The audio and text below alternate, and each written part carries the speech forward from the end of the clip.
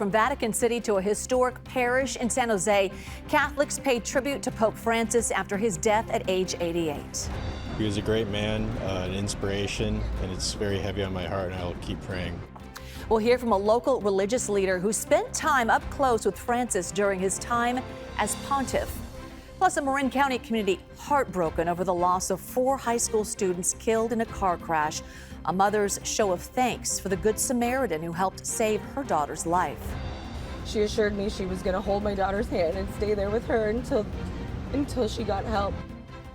And Mayor-elect Barbara Lee lays out her plan for hitting the ground running in Oakland, her message of unity in a divided city.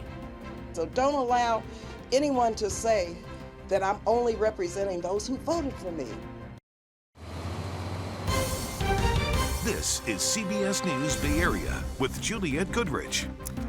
Good evening. Catholics around the world are mourning the death of Pope Francis. The Vatican announced today the Pope died this morning at the age of 88. Just yesterday, he surprised followers with an Easter appearance in St. Peter's Square. It is 3 a.m. in Rome right now, so here's a live look at Vatican City, and all day people were gathering to pay their respects. And more than 6,000 miles away in San Jose, the Pope's death is hitting Catholics hard, including one local church leader and some parishioners who got to meet Pope Francis in person. Arlen Ramirez joins us live from downtown San Jose. I know that you've been hearing so many stories from people there today. Len. Yes, that's very true, Juliette. People have been coming to their local parishes throughout the Bay Area, including here at St. Joseph's Cathedral in downtown San Jose. And as you mentioned, even a few people who got to meet the pontiff.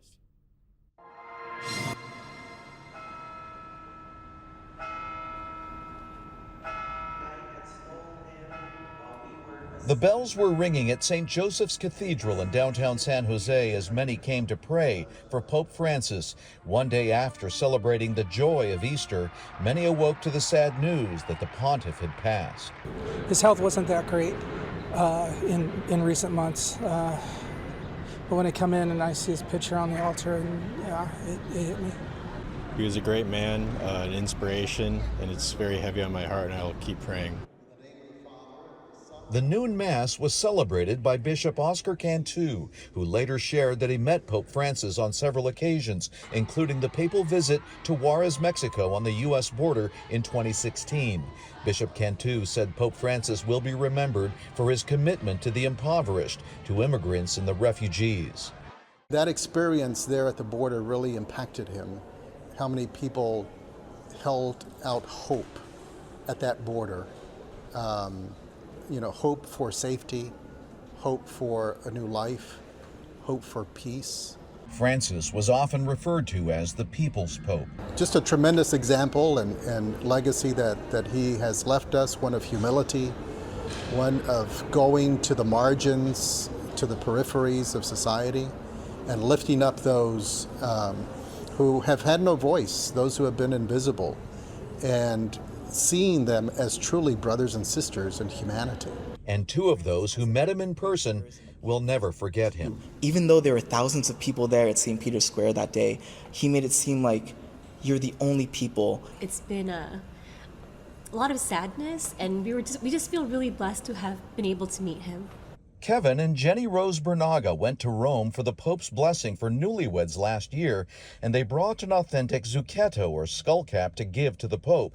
That cap now has a place at St. Joseph's altar because Pope Francis accepted their gift and then gave it back to them. He looked at it, he placed it on his head, and he smiled, and so he took it right off and he gave it back to me and he said, "This is now for you. This is your gift." And so he said, "Thank you." And I said, "Pope Francis, the young church and the whole church in San Jose, California, we pray for you every single day." And he said, "Thank you so much. Please let them know I'm praying for all of you too." Pope Francis, a priest who came from humble beginnings and the first pope from the Americas, now resting in peace. He was 88 years old.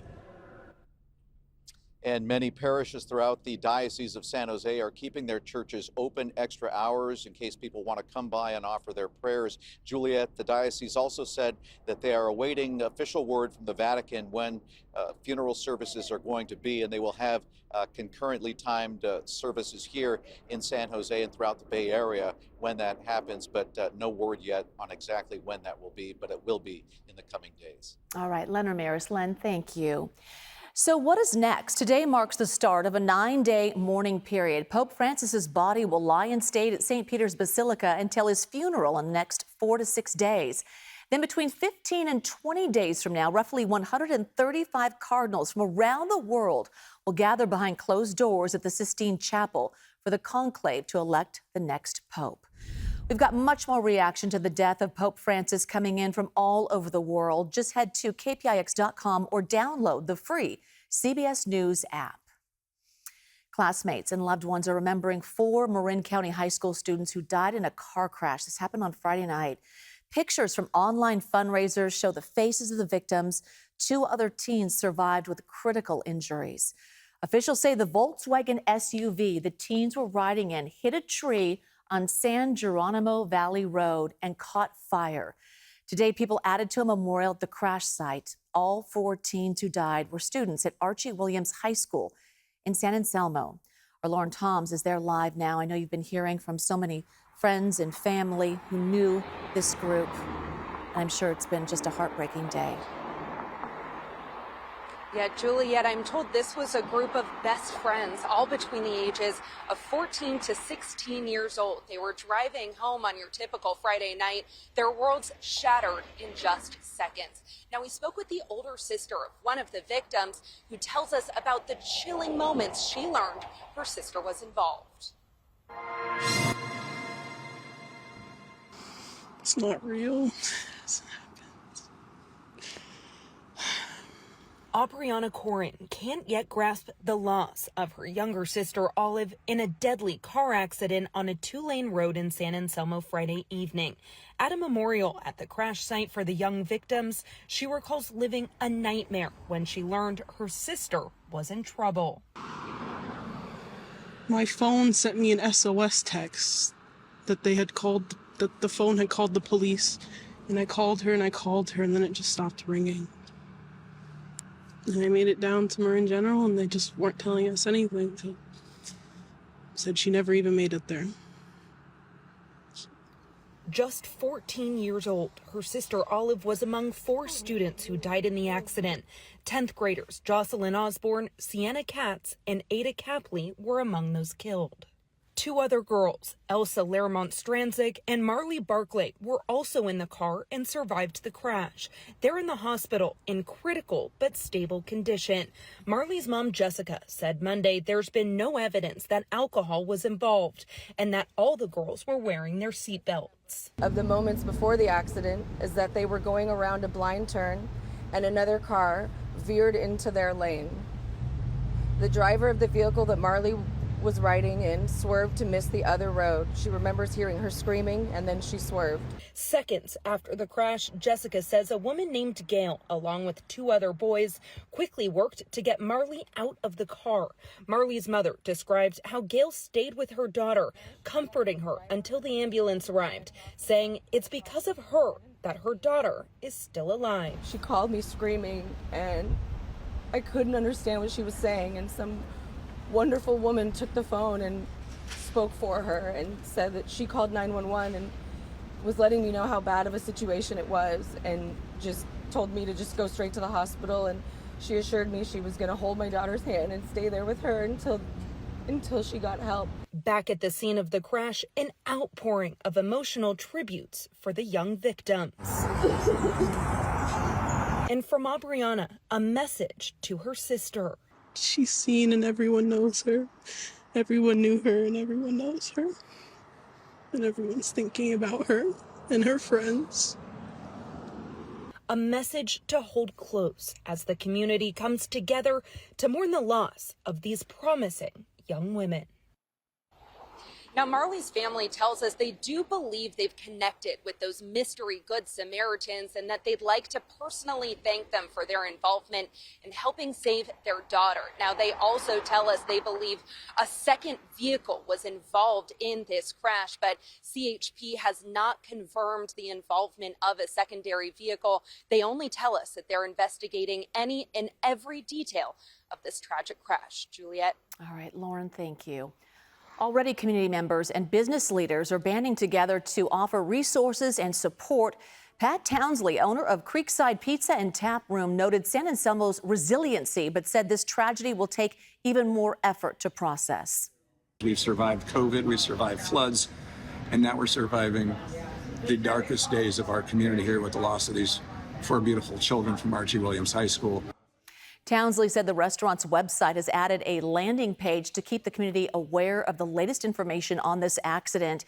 And there, neighbors can find links to family fundraisers as well as meal train information and more ways to help. On to the East Bay. A police chase ended in San Jose with an officer shooting a suspected bank robber. So it all started in Concord. Happened this morning with an armed robbery at a credit union. So 2 robbers drove off, but their car became disabled on 680 in Sunol. So police say the robbers carjacked another car and got back on the road. Police followed them all the way to San Jose, where the getaway car got into a crash with another car near 101 and Timothy Drive. And that is where a Concord police officer shot one of them. They were taken to the hospital. They are expected to survive. The other suspect tried running, but was found nearby within an hour. Votes are still being counted, but with her closest competitor having conceded, Barbara Lee is now considered the mayor-elect of Oakland. And today, the former congresswoman made her first public comments about her win. So the latest results on Friday showed Lee in the lead by nearly 5,000 votes before factoring in ranked choice. So it was enough to make Taylor concede on Saturday. John Ramos has a look at how Lee plans to unite a city facing some pretty big problems. Her supporters often use the phrase, Barbara Lee speaks for me. But how hard is that going to be now that she's been elected mayor to speak for people when they may not agree with each other?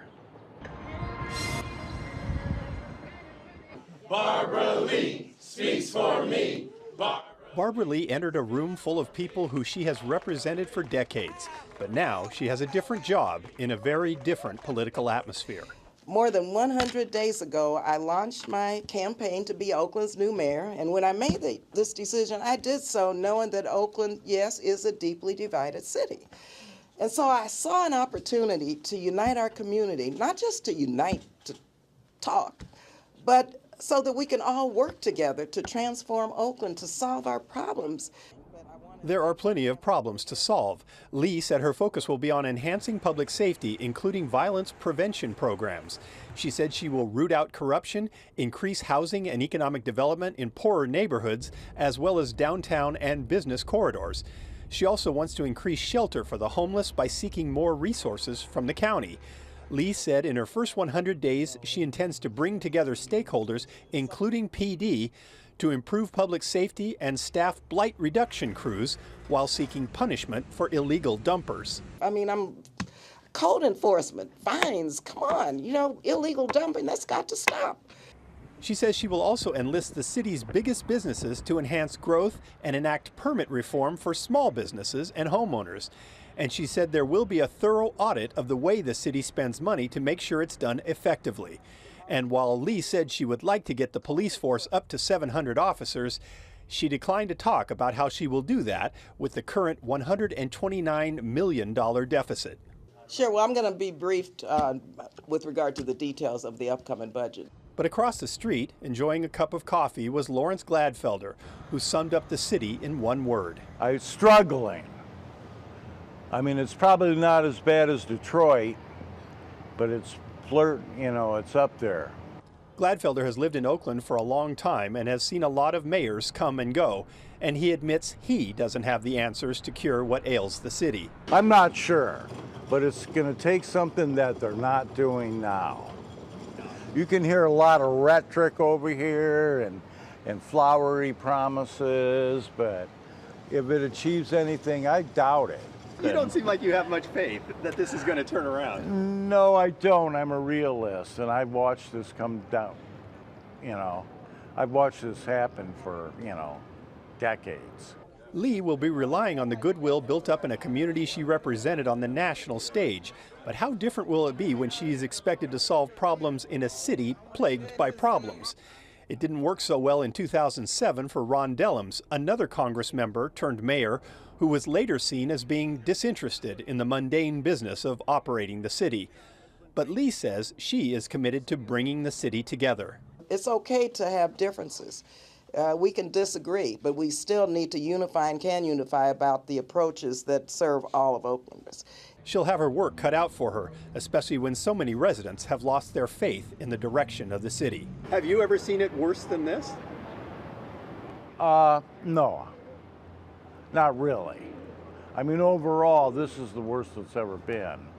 They say to achieve it, you must believe it. That may be the biggest challenge Mayor Barbara Lee faces in Oakland. And Lee will be the first African-American woman to serve as mayor in Oakland's history. She also announced that the co-chairs of her transition team will be Barbara Leslie, executive director of the Oakland Chamber of Commerce, and Keith Brown with the Alameda Labor Council. All right, still ahead here at 6. San Francisco's pop-up program, it continues to show good results. So we'll look at the new pop-ups that are actually putting their roots downtown.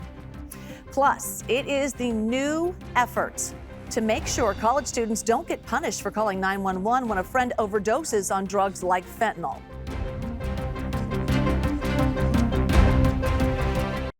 New pop-ups and longer leases are coming to empty storefronts in downtown San Francisco. Mayor Daniel Lurie today announced a new $500,000 contribution to the city's Vacant to Vibrant program.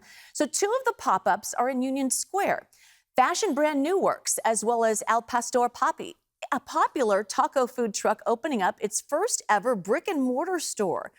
And then arts studio Craftivity will also join the downtown revitalization on Fremont Street, south of Market. Lurie said it's all part of the city's rebound he's been touting in his first 100 days. Restaurants are filling back up. Storefronts that sat empty for years are reopening.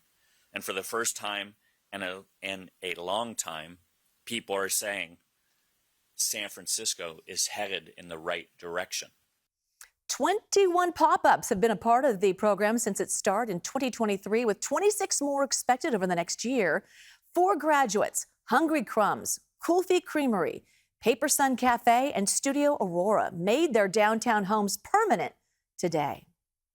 All right, a new state bill aims to protect students from academic punishment for seeking help in a drug overdose. So under current laws, students who call 911 during an overdose can face expulsion for violating school drug policies, even if they're not the person being treated.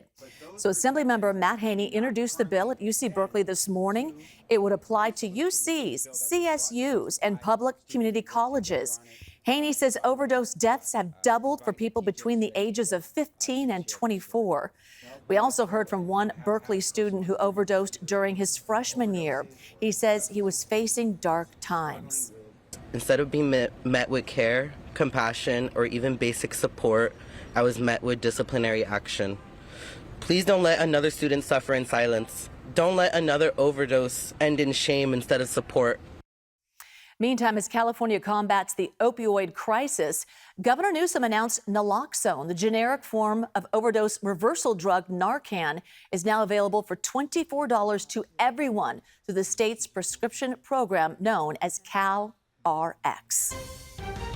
A nice start to the work week today. Still seeing plenty of sunshine out there as we look up from the top of Mount Diablo. Temperatures reached up into the low 80s in Concord with widespread upper 70s inland, but only upper 50s at the coast. We have 50s, 60s, 70s, and 80s.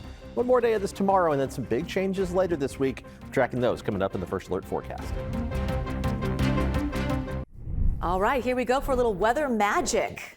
Dun-dun-dun-dun. That's what our floor director just said, so I'm going to take that. I feel like I need to pull a bunny out of my hat or something. Well, that was last week, and you didn't do that. I didn't do that. We do have an all right. adoptable bunny, actually, instead of a dog for the dog walking forecast. Are you serious? Yes. Oh, okay, that's going to be fun. We'll show that in just a second. Okay. First, let's kind of set things up. Wow. How things are going to change here as we head through the next several days. We'll start by looking at the whole West Coast and the satellite replay, looking at the clouds from space. And there wasn't much in the way of cloud cover really anywhere close to the Bay Area. Just that fog that's been hanging out close to the coast and is still there. We're going to see that making a bit of a push later on tonight. It's not going to be tremendously widespread to start the day tomorrow, but it is going to be out there, especially closer to the coast. Otherwise, lots of clear skies. We look farther to the north, but there is more cloud cover out over the Pacific, and that is going to make a return as we head into the back half of the work week. Let's take a look at how things look right now as we look outside from the top of the Mark Hopkins Hotel, looking to the west and seeing that fog, but it's a very shallow layer of fog, and that limits how far inland it can spread. Temperatures anywhere from 60 degrees in the city to 80 degrees in Concord, an even 20-degree difference between the coolest and warmest spots on the map. Just below 80 degrees right now in Livermore. Temperature across the bay is in the mid-60s. So kind of that typical late April spread in temperatures across the Bay Area. We're going to see the fog again trying to make its move later on tonight. Let's take a look at Futurecast as we head through the rest of tonight. And it does show the fog mainly confined to the coast, a little bit of it trying to peek through the Golden Gate like it's doing right now. But again, you don't see it making a huge intrusion into most of the interior valleys, maybe a little bit of that in the North Bay by early tomorrow morning. Shouldn't take too long for that to back up. Temperatures are going to warm up from a pretty normal start tomorrow morning. We're going to begin in the 40s to near 50 degrees, and then high temperatures are going to climb up into the 70s and 80s away from the water. 73 degrees in San Rafael, but you go farther inland, the temperatures warm up to the upper 70s in Santa Rosa. Healdsburg up to around 80 degrees. The warm spot near Antioch and Brentwood up to 83 degrees, while temperatures closer to the coast struggling to around 60. So another day with about a 25-degree difference between the coolest and warmest locations.